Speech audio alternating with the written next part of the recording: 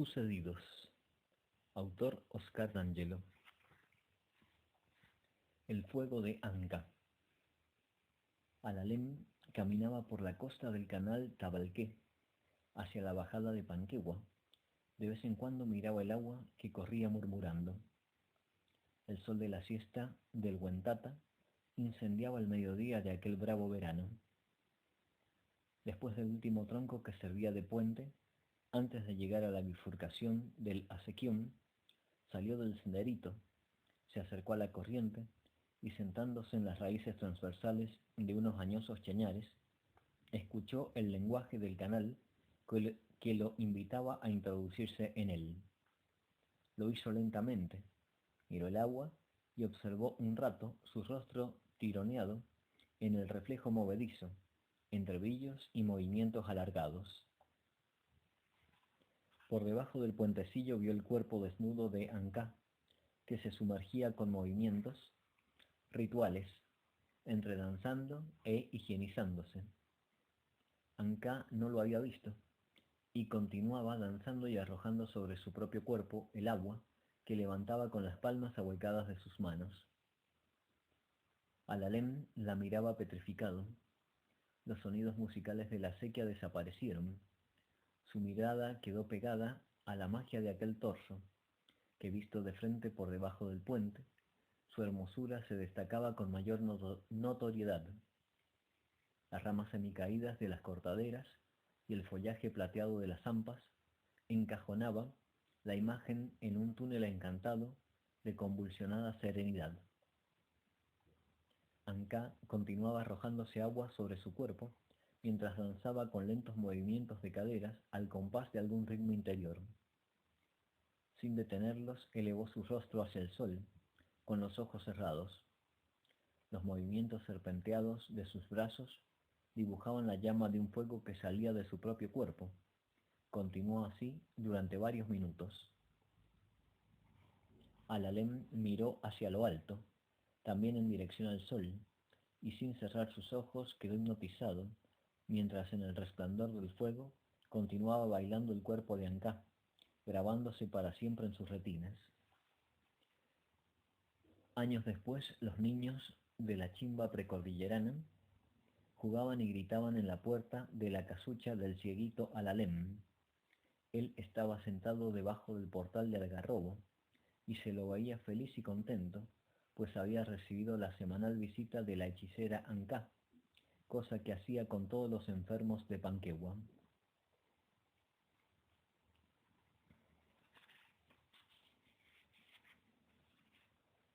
La demolición.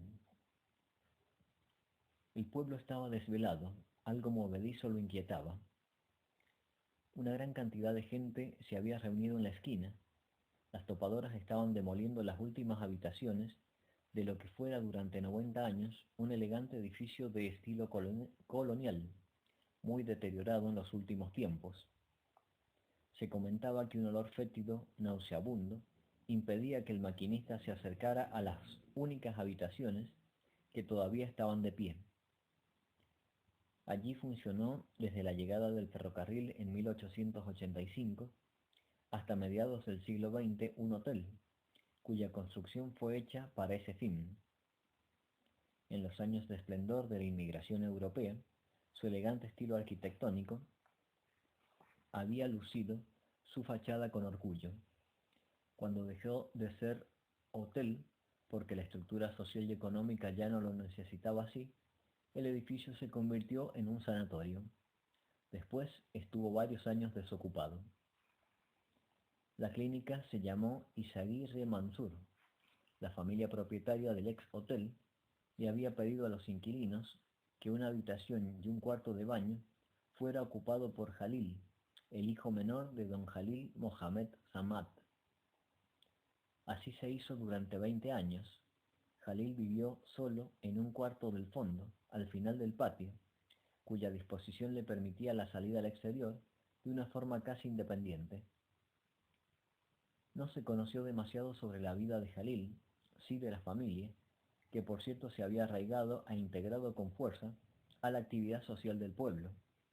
Los padres, tíos, hermanos, primos, Como todos los árabes sirios que llegaron a principios del siglo XX a Palmira, se dedicaron al comercio y fundamentalmente a la venta de telas y almacenes de ramos generales. A Jalil nunca se le conoció trabajo alguno, aunque en conversaciones con algunos parroquianos solía fabular sobre actividades comerciales venturosas y de grandes éxitos económicos. Un aire misterioso rodeaba su figura cuando caminaba. No se lo veía en los bares ni en los cafés del pueblo. Nunca se lo vio con mujeres ni trasnochando en lugares públicos. Su padre llegó de Damasco en 1905 y tuvo entonces una muy buena visión comercial cuando construyó el hotel sobre la avenida principal. El ferrocarril trajo inmigrantes mediterráneos y transmediterráneos. La población crecía, la actividad económica también. Personas de relevancia nacional e internacional, del quehacer político, deportivo y artístico, llegaban al pueblo con frecuencia y él mismo se fue haciendo importante en la provincia y en el país. El hotel de Don Jalil ocupó en esos años el centro de esas actividades, siendo el más importante de la zona. Después de la muerte de Don Jalil, los integrantes de la familia tenían sus respectivas actividades independientes, la mayoría de ellos comerciantes o profesionales reconocidos en la región, menos Jalil hijo, que al parecer estaba condenado a no tomar partido por ninguna actividad productiva. Cuando fabulaba proezas, su exitista discurso finalizaba en forma abrupta y desaparecía sigilosamente con aires de conde preocupado. En realidad, Jalil no estaba preocupado por ninguna necesidad mundana. Su mente permanecía siempre vacía. Un vaído existencial lo acompañaba rodeando su cuerpo por donde anduviera. Las fantasías e invenciones fueron la única manera de relacionarse con el prójimo. Una sola actividad parecía estar sentenciada a la repetición. Era una caminata semanal hasta la estación del ferrocarril, distante 6 cuadras de su casa. Caminaba hasta allí enigmáticamente, llevando 2 valijas imaginarias, invisibles, hasta depositarlas en un banco de madera situado en un extremo del andén. Se sentaba a su lado, esperaba a que pasara algún tren y retornaba con el mismo misterioso deambular. Una nube de sombras lo acompañaba en el regreso para reinstalarse nuevamente en su vacío, lleno de vacíos. Algunos relámpagos de vida iluminaban su existencia, fabulaciones y cuentos, con algún eventual interlocutor en las triviales esquinas del pueblo. La propiedad se deterioró hasta hacerse peligrosa por las posibilidades de derrumbe. Fue entonces cuando los herederos de la misma decidieron venderla. Desde que los Isaguirre Mansur cerraran la clínica, transcurrieron otros 20 años más. Jalil siguió viviendo en el cuarto del fondo, argumentando que el cuerpo del edificio tenía problemas con los servicios. Las topadoras roncaron con furia. El maquinista de una de ellas parecía esta vez decidido a todo. Las puertas de las 2 habitaciones estaban cerradas herméticamente, imposible abrirlas. Con un extremo de la pala, el enorme tractor rompió una esquina y se pudo observar el enigmático y reservado interior. Un vasto panel con una enorme cantidad de celdas cerradas esperaban en silencio ser liberadas. Se trataba de cientos y cientos de tarros de leche en polvo, prolijamente apilados, algunos con más de 20 años de antigüedad, repletos de materia fecal y meticulosamente cerrados. Jalil Samad estuvo usándolos de inodoro y desde hacía muchísimo tiempo los coleccionaba en una de las habitaciones.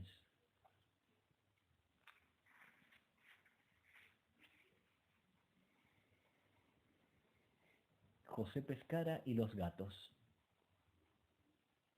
La pucha que lo parió, la negra está amamantando y no comió nada, ni ayer ni hoy. La aparición anterior fue mejor.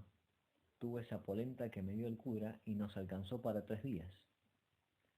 No viene nadie a traerme un mísero sanguche. Yo aguanto 3 o 4 días sin comer, pero la negra, que tiene esos 6 gatitos flacuchentos, necesita alimentarse bien. Los otros no me preocuparon tanto. Cuando no hay comida se las arreglan solos para alimentarse. El cholo y el corbata salieron anoche y todavía no vienen. La coca es muy buena cazadora. Espero que traiga alguna laucha, así se la quito y se la doy a la negra. Con esta pata estropeada no puedo salir a pedir, y las viejas de la Acción Católica recién vuelven el domingo. Últimamente son las únicas que se acuerdan de traerme algo de comida. Son buenas las viejas esas, aunque tengo que aguantarme los sermones cada vez que vienen. Que no tome más vino, que son muchos los gatos que tengo, que el padre Domingo quiere llevarme al asilo de ancianos, que ellas traen comida para mí y no para los gatos, que no cambie los remedios que me dan por botellas de vino al marido de la Florinda, que Dios me tiene presente. Yo les llevo el apunte un rato y después se van contentas dejándome la bendición. No sé bien qué es eso de la bendición, pero parece que les hace bien decírmelo porque se van contentas. Lo que no saben es que yo no voy a ir ni en pedo al asilo ese, de viejos. Aquí nací, aquí me moriré. Qué macana, la negra mira y no tengo ni una cáscara de pan para darle. Si llegan a pasar los críos de la Florinda, les voy a pedir que traigan algo del tacho de basura de los Tejeda, que siempre dejan los huesitos con mucha carne. Así resultó, cuando los 3 niños de la familia del fondo salieron a jugar. Pescarito los llamó y les pidió que fueran a buscar desperdicios. Al rato regresaron corriendo y contentos, los 3 niños semidesnudos y descalzos, con el encargue. Traían varias presas de pollo, trozos de papa cocida, un pedacito de zapallo y unos huesos con restos de carne. Estos cabrones han comido pollo asado y puchero, manifestó el mayor, mientras el pequeño, que tendría unos 5 años, venía devorando los residuos de la comida bastante revolcada. Dame eso, huevón, le dijo enojado Pescarito. ¿No ves que es para la negra? Ha tenido cría y no puede todavía salir a buscar comida. Vos andá a buscar más si querés, o salí a pedir por ahí. Con una elegancia señorial, la gata comenzó a comerse los extremos del hueso, mientras sus gatitos seguían mamando. El niño enmudecido miraba sin entender demasiado la preocupación del dueño de los gatos por alimentar a aquel hermoso animal, que a pesar del hambre, no abandonaba a sus cachorritos ni a su amo. Con los gatitos que aportó la negra en esta ocasión, la colección gatuna de Pescarito sumaba más de 70 felinos. Después de un rato, un silencio mortífero invadió la húmeda habitación, y los niños salieron, mientras José Pescara se quedaba dormido con la tranquilidad de haber resuelto un importante problema existencial. La oscuridad y el sosiego penetraron en el alma de aquel hombre. Los gatos fueron entrando uno a uno para acomodarse en sitios destinados para cada cual. El ronroneo multiplicado y repetido en la semipenumbra del cuartucho hacían de ese lugar un santuario morfeico irrepetible. Noche tras noche, una música sorda se anidaba en los restos de la modesta vivienda, levantada en los mismos terrenos donde 190 años atrás estuvo asentado un imperio de poder social y económico. La música de aquellos tiempos eran las oraciones de los sacerdotes franciscanos que solían rezar en los fondos de don José Pescara, un lejano abuelo suyo. La cadera fracturada le impedía moverse con libertad. Hacía mucho tiempo que sobrevivía de la mendicidad y en estas condiciones no podía salir a pedir o a escarbar en las bolsas y tarros de residuos para alimentarse y alimentar a sus 70 y tantos compañeros de infortunio. Frente a su tapera de adobes y palos, donde siempre vivió, se encuentra una antigua y elegante parroquia, Jesús Nazareno, construida desde hace casi 200 años, en el mismo lugar donde don José Pescara edificara un oratorio en los primeros años del siglo XIX. Este fue dueño y señor de esos terrenos que se extendían desde la costa norte del río Mendoza hasta las propiedades de la familia Comensoro, zona que muchos años después sería la Villanueva de Guaymallén. Pescarito siempre supo que su remoto pariente de 7 generaciones atrás había donado los primeros 400 caballos para la Guerra de la Independencia, a pedido del general José de San Martín en 1814. A veces, en su delirium tremens, alucinaba batallas y magnas quijotadas en relación a la guerra contra los españoles. Él también quería construir la patria.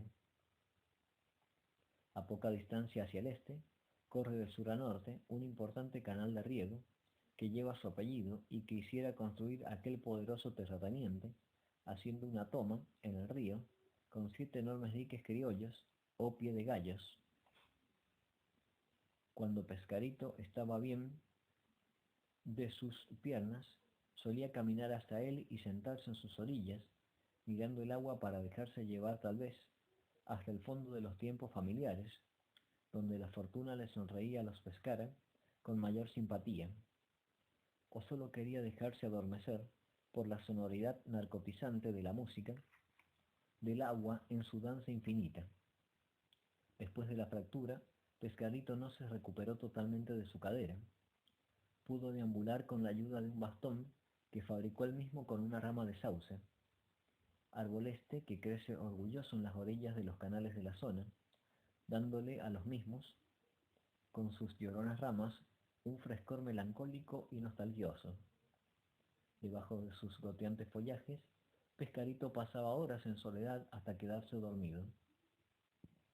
Seguramente lloraba la tristeza de su desventura, bajo la protección del más llorón de los árboles.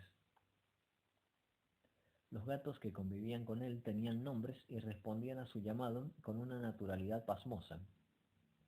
Cuando caminaba por las callejuelas de San Francisco del Monte, siempre era acompañado por 2 o 3 de ellos. Jamás lo dejaron solo, ni en la casa ni en las caminatas. Para Pescarito esos félidos no solo eran una compañía, eran sagrados como los gatos de los antiguos egipcios. Entre los más queridos estaba una que llamaba Siam, tal vez porque tenía bastante de siamés. Era blanca, de ojos azules y sorda. Su tierno y apasionado amor por Siam provino seguramente del mayor tiempo que tuvo que dedicarle para comunicarse por su sordera.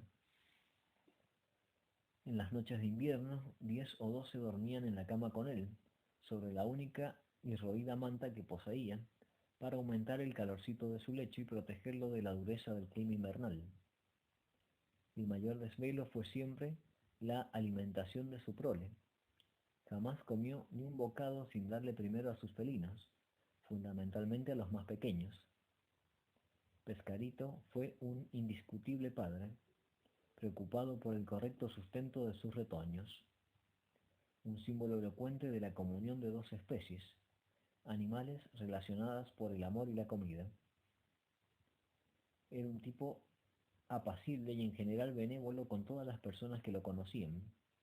Su condición de vagabundo contrastaba marcadamente con los lazos sociales que establecía, sobre todo con los niños. En los periodos de compulsiva ingesta alcohólica, se encerraba en su tapera y no salía por muchos días, pero aún en estado de delirium no dejó de preocuparse por la alimentación de los fieles compañeros.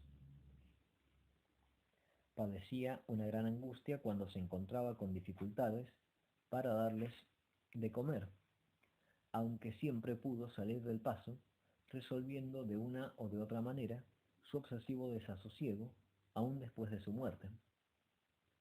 Los niños de la población veían entrar y salir a los gatos por las 2 ventanitas de la habitación, como siempre.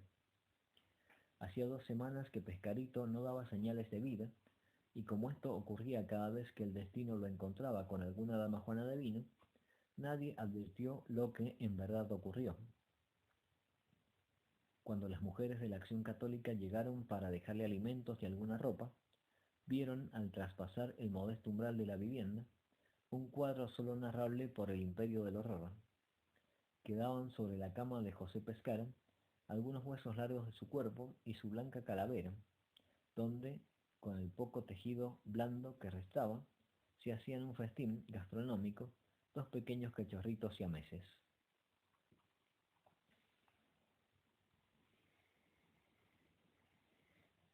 Una paz de cuarta.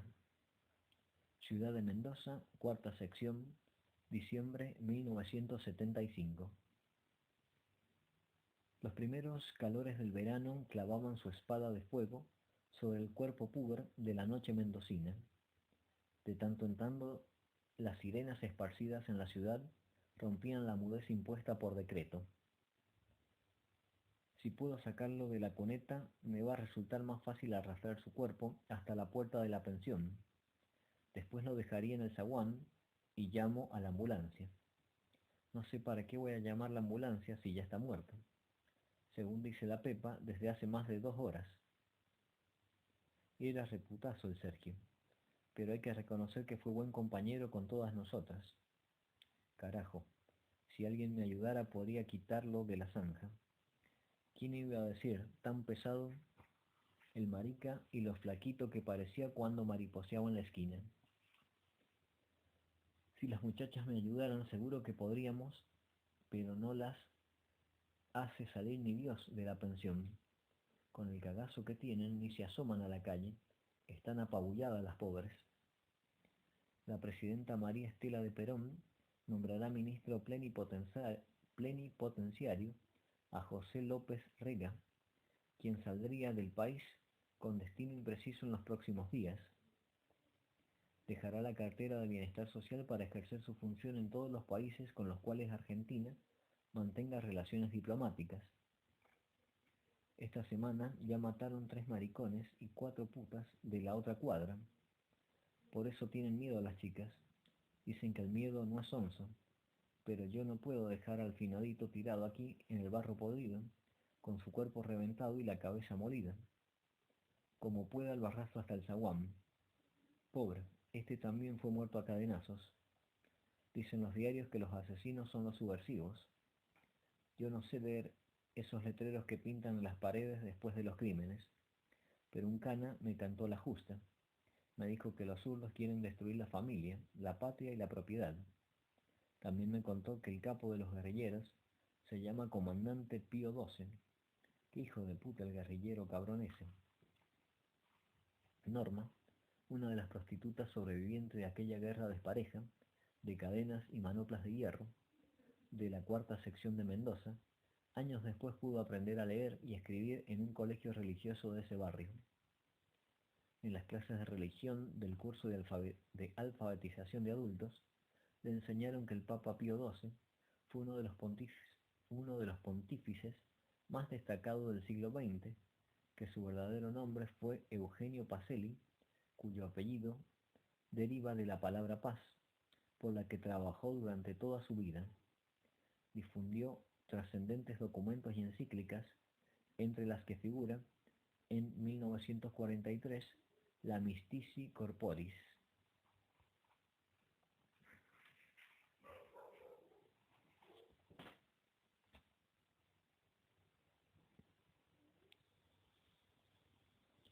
La Cucha.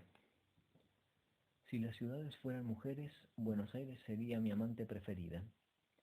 Julio Cortázar. La madrugada del lunes era suavemente cálida. Una finísima lluvia humedecía la pampa. Las farolas del andén sonreían veladas en el silencio de la alborada. Los repetidos crujidos desaparecieron. Por unos instantes el mundo se detuvo y un súbito mutismo invadió la amanecida. El pititorro vio pasar a través de la ventanilla 2 enfermeros y un policía, llevando una camilla con alguien encima, en dirección contraria a la del tren.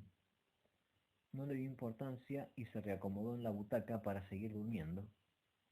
El cuyano, legendario convoy que repetía este trayecto desde el 20 de mayo de 1937, se había detenido 30 minutos en la estación Junín de la provincia de Buenos Aires y en ese momento continuaba la marcha.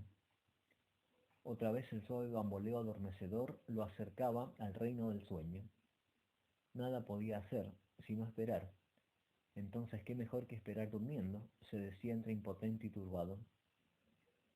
A 2 horas de haber comenzado el viaje, cuando estaban atravesando la estación Cadetes de Chile, lugar de la tragedia de Alpatacal, en la provincia de Mendoza, los dos guardatrenes entraron por un extremo del coche de segunda clase, pidiendo los pasajes asiento por asiento. En cada fila se detenían algunos minutos, uno de ellos pedía los billetes y los perforaba, el otro cortaba un sector del mismo, anotaba el número en una planilla y entregaba el resto al respectivo pasajero.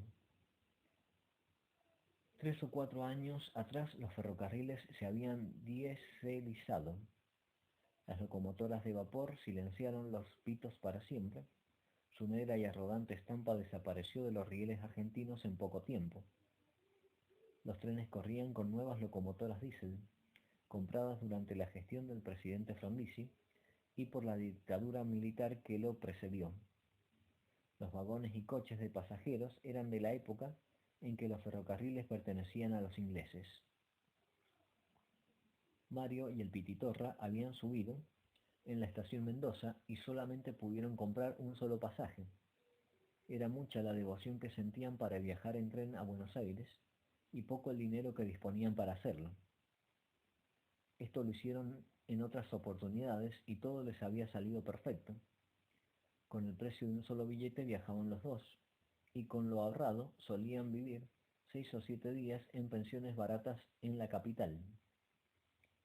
El método consistía en que uno de los dos se levantaba del asiento cuando veían venir a los guardas y se metía en el interior de un armario ubicado en el antebaño, que se encontraba entre un vagón y otro.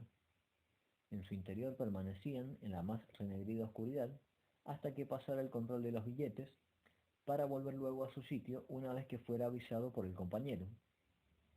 El espacio, que los amigos le llamaban la cucha, tenía unos 30 centímetros de profundidad, 60 de ancho y tal vez 80 de altura.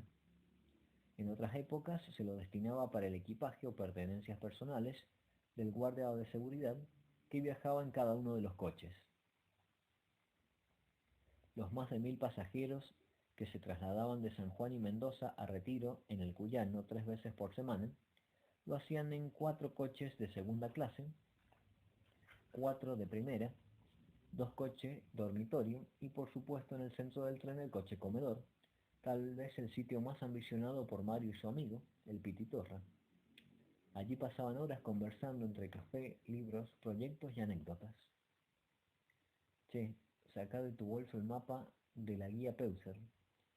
En instantes el plano fue desplegado sobre la mesa del bar, como las alas de un pájaro dispuesto a volar con sus dueños. Mario era un apasionado por Buenos Aires. En ella no dormía casi para no perder tiempo y aprovechar al máximo su estadía allí. Todo era novedoso en aquella aglomeración humana, donde terminaba la pampa y comenzaba el mundo. Desde que la conoció y luego leyera Geografía de Buenos Aires, de Florencio Escardó, no pudo dejar de amarla, disfrutarla y estrujarla gota a gota, tal vez como el mismo Escardó hizo y transmitió en ese genial librito que releyó infinidad de veces. Un pacto de amor inagotable existía entre este joven provinciano y una de las ciudades multirraciales más importantes del mundo. Siempre sintió que esta megacrópolis le retribuía el afecto que él le profesara. Afecto nostalgioso, conmovedor y profundamente intrépido. La llegada, despaciosa y solemne, produció en Mario un embrujo vivencialmente placentero. Desde la estación de José C. Paz hasta Retiro, el tren corría a muy poca velocidad, mientras se desperezaba, vivoreando, se introducía por General Sarmiento, Morris, Hurlingham, El Palomar, Sáenz Peña, Chacarita, Palermo. A esta altura, Mario ya estaba entregado al ritmo y a la magia de una Buenos Aires que nunca dejó de asombrarlo. Su historia y las tragedias de 4 siglos y medio se metían en su corazón por el nombre de sus calles, parques, monumentos y paseos. El incidente platense por excelencia, el tango, entró en Mario rápidamente de mano de la tristeza y el resentimiento, síntomas de argentinidad propios de Buenos Aires. Nunca entendió por qué los porteños se quejaban desmesuradamente de la ciudad, del transporte, del clima. En el cambio, disfrutaba, él, en cambio, disfrutaba hasta de la pegajosa humedad que lo cubría todo, de sus lluvias, de la niebla sosegada que presentifica la respiración del río sobre la urbe. Gozaba de la totalidad de su existencia y gustaba de ella, cual ofrenda misteriosa entregada a sus pies. Cada rincón o recoveco de Buenos Aires le contaba secretos, desde las pequeñas historias o desde el silencio nostalgioso de las siluetas descubiertas a cada paso. En la sangre de este muchacho circulaba plácidamente sangre provinciana. Estaba orgulloso de eso, pero las imágenes porteñas exaltaban su corazón, taquicardi- taquicardizándolo hasta perder las riendas de la razón. Durante el viaje desde Mendoza, 15 horas de ansiedad y de ilimitadas ambiciones, programaba el recorrido y leía todo lo que encontraba sobre lo que vería en él. El pititorro lo acompañaba bastante en estas hazañas, pero no siempre podía seguirle el ritmo. Disfrutaba sin límites al pensar que comerían pizza en las cuartetas y en los Inmortales, y claro está, desayunarían todos los días en el Café Tortoni de la Avenida de Mayo. Se sentarían en los mismos asientos que alguna vez estuvieron Gardel, Alfonsín Storni, Baldomero Fernández Moreno, Roberto Art, Quinquela Martín e infinidad de personajes del quehacer cultural y artístico de nuestro país y del mundo. Seguramente, don Oreste Tortoni no se imaginó jamás lo famoso que sería este lugar cuando lo instaló en 1858, pensaba Mario. En esta visita se propusieron conocer la Manzana de las Luces, la casa donde nació Discepolín, en la calle Paso 113, el colegio de San Carlos, que había fundado Mitre, y que Mario supiera de su existencia por Juvenilia, la novela de Miguel Cané.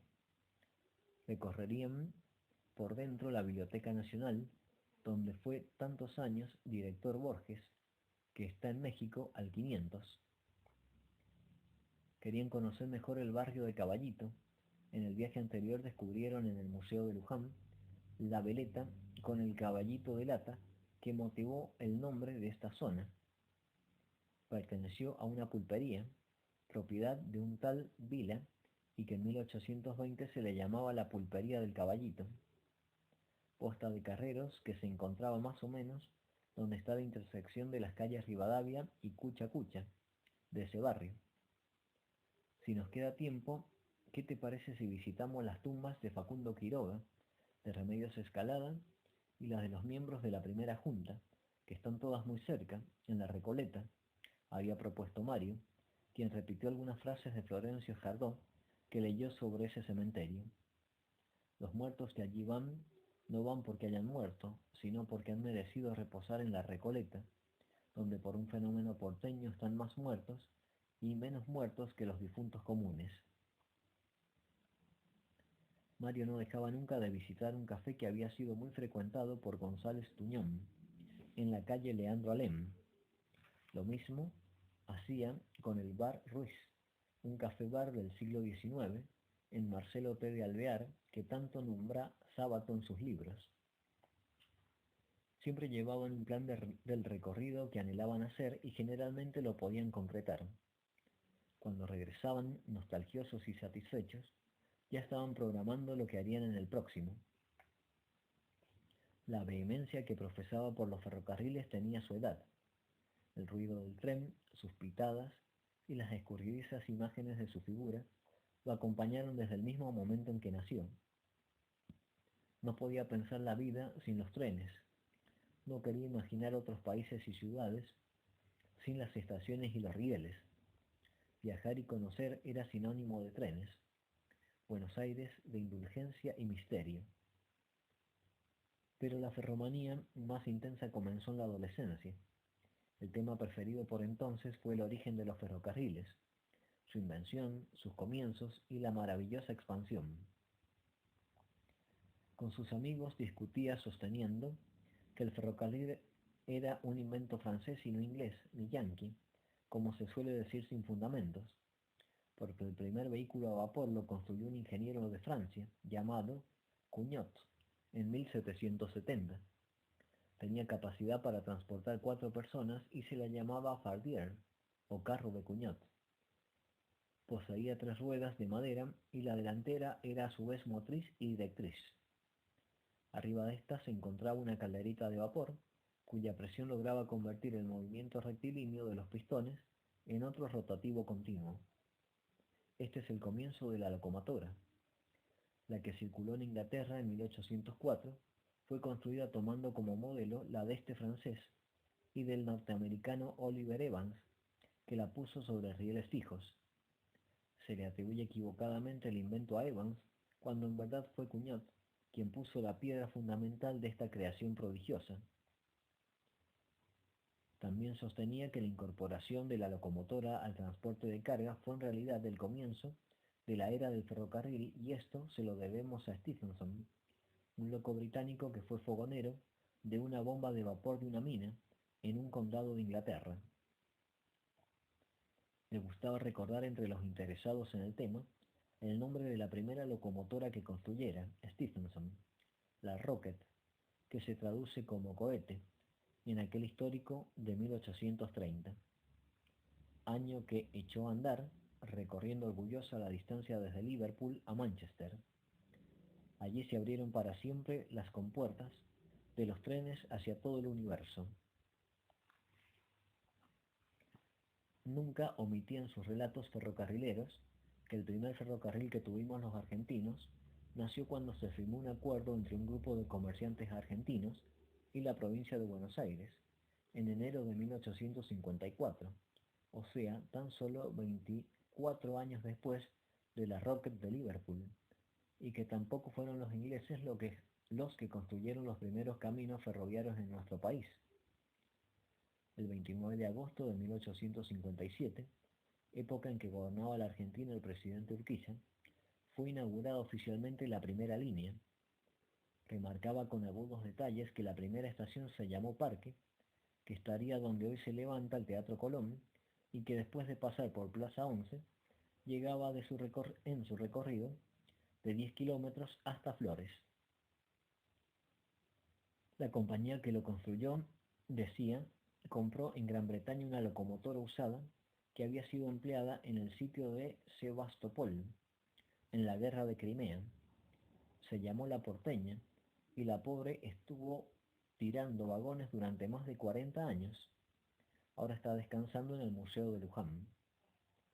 En 1858 las vías llegaron a Ramos Mejía, al año siguiente a Morón, y ya para 1860 estaban en Moreno, a 36 kilómetros de Parque. Al poco tiempo ni la cordillera detuvo el avance de los carriles de hierro. Los ingleses recién compraron o construyeron todos los ferrocarriles y los explotaron como aves de rapiña recién a fines del siglo XIX. Le contaba a su amigo que el ramal ferroviario por donde iban en ese momento no pasaba por la ciudad de San Luis, sino 80 kilómetros más al sur, y que se construyó en 1907, 27 años después que llegaran las vías a la urbe puntana. Esto se hizo para evitar el gran esfuerzo que necesitan hacer las locomotoras, ya que la capital de la provincia se encuentra en zona de serranías y a una considerable altura. Fue realizado por un acuerdo entre Ferrocarril Pacífico y el Gran Oeste Argentino, y a partir de entonces los ferrocarriles de Cuyo comenzaron a tener importancia y mucha efectividad. Se llamó Proyecto Goods, porque administraba el ferrocarril Buenos Aires al Pacífico un empresario que se llamó James Goods. Esta administración ganó mucho dinero llevando frutas en fresco de Cuyo a Buenos Aires. Usaban para conservarlas un rudimentario frigorífico en los sótanos de una galería construida por el ingeniero Emilio Agrelo, que hoy se llama Galerías Pacífico, en honor a la empresa ferroviaria que le diera tanto auge en aquellos primeros años del siglo XX. En este viaje te mostraré la galería, dijo entusiasmado Mario, Está en Florida al 700 y es un verdadero monumento al arte. Tiene misterio, magia, hechizo. En Beasley habían subido 7 soldados y el coche en que viajaban solo tenía 2 asientos libres. Los 5 restantes fueron ubicados en butacas de campaña en el antebaño apoyadas sobre la puerta de la cucha, donde viajaba acurrucado Mario desde el río Desaguadero. El pititorre intentó avisarle que los guardas ya habían pasado controlando los billetes. Imposible. Los soldados continuaban estaqueados en el mismo sitio. Al detenerse el tren en Junín, el coche en que viajaban quedó frente a la oficina de la policía ferroviaria. Mario, que había estado todo el tiempo tratando que sus piernas no se acalambraran, no aguantó más y golpeando desde adentro, pidió a gritos que lo sacaran del escondite, cosa que pudo hacer con su cuerpo encogido y en cuclillas. Las 2 piernas totalmente adormecidas y trabadas le impedían levantarse. Cuando los soldaditos, inicialmente asustados, intentaron estirárselas, ya que permanecían inmovilizadas, crujido de meniscos rotos mediante, Mario empalideció y una cascada de soldados acusadores entraron perforando sus retinas, acompañado del sufrimiento más intenso que jamás sintiera. El corazón subió hasta la garganta, cerró su boca para que no se le escapara y las persianas de su conciencia cayeron en vértigo hasta el embudo final del desmayo salvador. Con una minúscula lucidez, contemplaba la ciudad desde la terraza del Cabaná. Luego los tejados de su Buenos Aires querido desaparecieron hasta el próximo cabildo.